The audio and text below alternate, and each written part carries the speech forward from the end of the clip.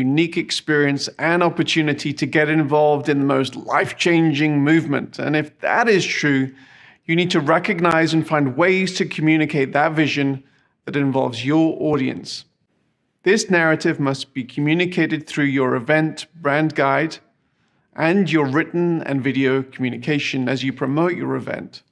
Now, while this is true of all events, it is helpful not to miss this element when it comes to planning your online event, and consider the unique online methods to respond to this narrative.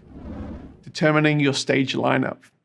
Who can communicate your goals most effectively in spoken, written, or musical form?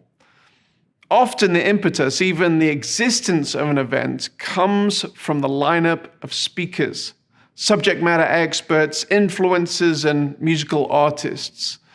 While this may be the main hook to gather a big audience, the simple ability to gather an attractional stage lineup should not determine your event.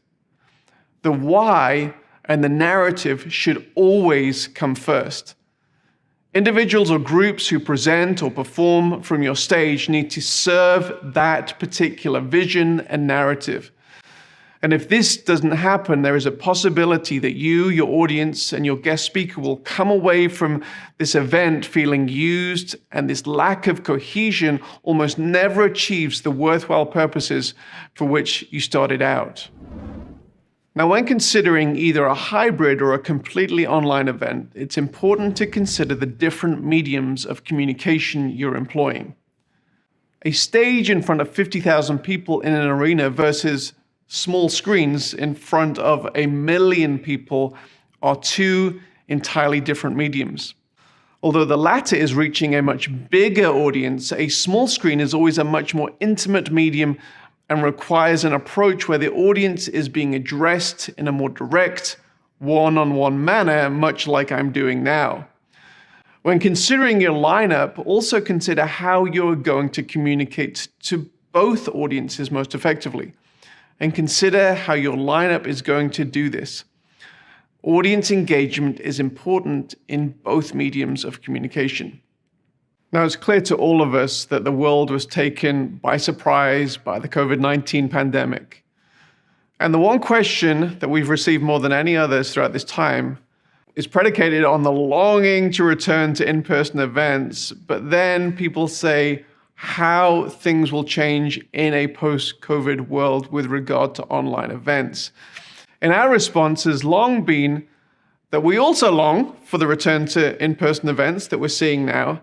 However, online events are not going away. Even before COVID, the online component of events was increasingly in demand, and the complexity was also increasing. So this is an area you shouldn't ignore for too much longer. So that's pretty much all there is for this section. So let's go through our checklist.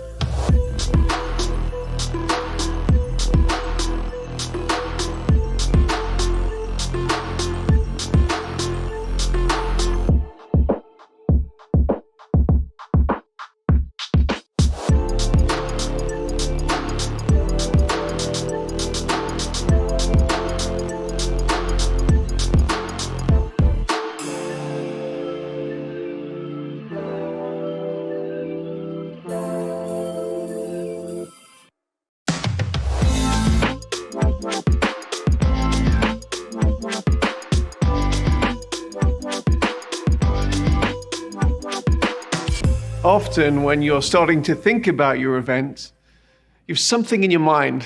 Maybe it's a full room, a conference center, or a stadium buzzing with life and activity. And immediately, what typically happens is you go into planning mode to see how you can achieve that goal.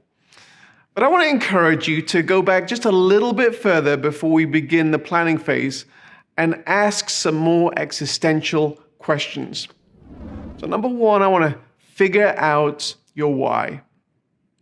Whether you're having an in-person event or an online event, one of the first things you need to determine is what exactly the metrics of your success are in the event. These metrics are not primarily related to the number of people attending the event, although getting a big crowd may certainly be connected to your metrics. If you're hosting a product or a service launch, your ultimate goal will be related to the sales that are derived from this event. The amount of people who attend the event may therefore be a key indicator of success, but getting the wrong crowd that results in very few sales may lead you to adjust your strategy later on. In this regard, just getting the big crowd might make you feel good in the moment, but it would be more helpful for your team to talk about the real metric of sales and plan towards that particular goal. Now, if your goal is to communicate your vision to your super fans, your radical core audience, having a huge crowd with hundreds of thousands of people may surprisingly actually work against your main metric if your audience wants to be addressed as if they are the only one that matters. Including them just as one of the many thousands of the audience may be a bad idea. So I want you to think deeply about the metric of success, whether it's online or in person, and work with your team to achieve that particular goal. Now, let's translate some